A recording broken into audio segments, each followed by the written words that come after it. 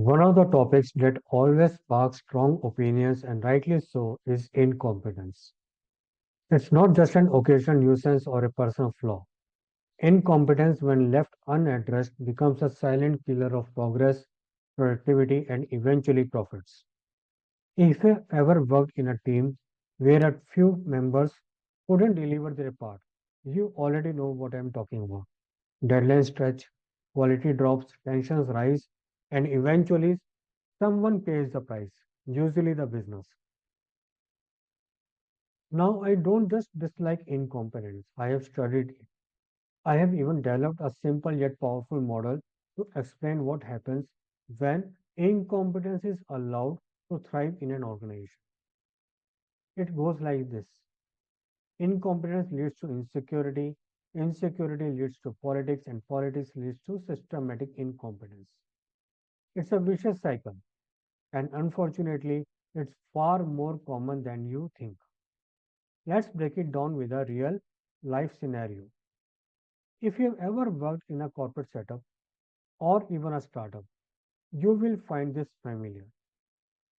Imagine you are a salesperson, not a top performer, not a disaster either, just average. You have been with the company for a while and your job feels safe. Maybe it's your seniority, maybe your friendly bond with the boss, or maybe the company just doesn't have many options right now. Then one day, a new hire walks in, young, sharp, driven. Within a few weeks, he is bringing in more clients, closing more deals, and getting praised across departments. Everyone is talking about him: go getter, star performer, natural closer. Suddenly, the spotlight is no longer on you. In fact, you are starting to feel invisible. Now be honest. What's going through your head? The sting of insecurity starts creeping in. You are not alone. It's human. You start fearing for your job, your reputation, and your place in the company. And this is where the real danger begins. Because now you are at a crossroads. Remember, there are always two paths, one right and one easy. When threatened, you have two choices. The first choice is to level up, face the challenge, learn new skills, work harder, push beyond your comfort zone, and rise to the occasion. The second choice is to pull others down, use office politics to sabotage the new hire, gather a few allies who also feel threatened, and create a toxic ecosystem to protect your position. Let's be honest. The second option is easier, it's faster, and in many companies with weak leadership, it even works for a while. But here's the truth: when we choose politics over progress, we don't just fail ourselves, we destroy the culture of the entire organization.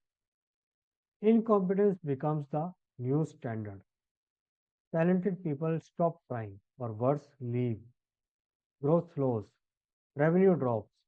The company becomes a shell of what it could have been, all because we choose comfort over competence. The problem is we ignore the hidden cost of incompetence. The real tragedy of this cycle is how subtle it can be. No one hangs a sign saying, I am insecure. Office politics rarely happen in boardrooms, but the effects are visible. Good people don't stay. New ideas are shut down.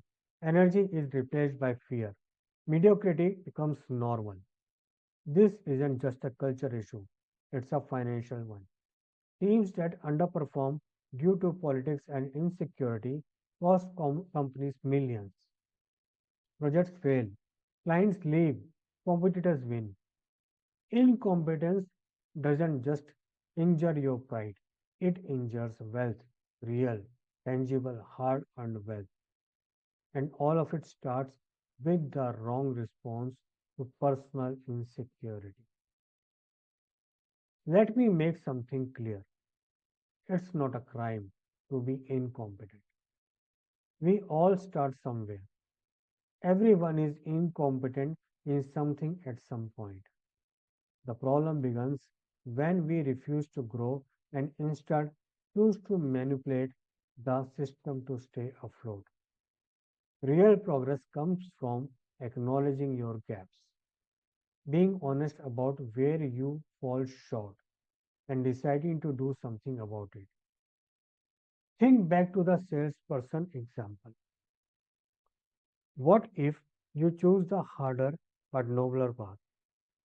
What if you accepted the challenge? Sure, it might take weeks or months.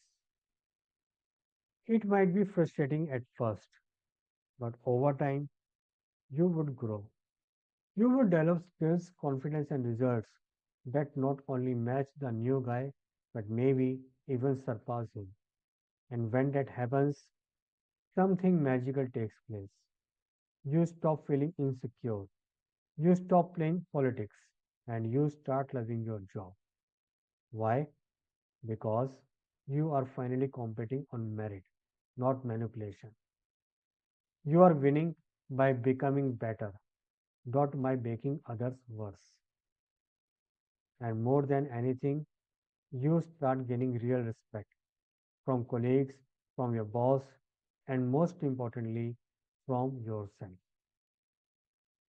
The good news is that the cycle of incompetence can be broken, but it takes courage, it takes effort, and it takes a deep commitment to growth, not gossip. So here's my challenge to you. The next time you feel threatened by someone smarter, faster, or better, don't react with politics. Don't run to a corner to complain. Don't gather allies in whispers. Instead, roll up your sleeves, hit the books, double down on your work because competence is contagious. And when you rise, others around you do too. You have what it takes. Now the question is, will you choose the easy path that keeps you safe or the hard path that makes you great? The decision is yours.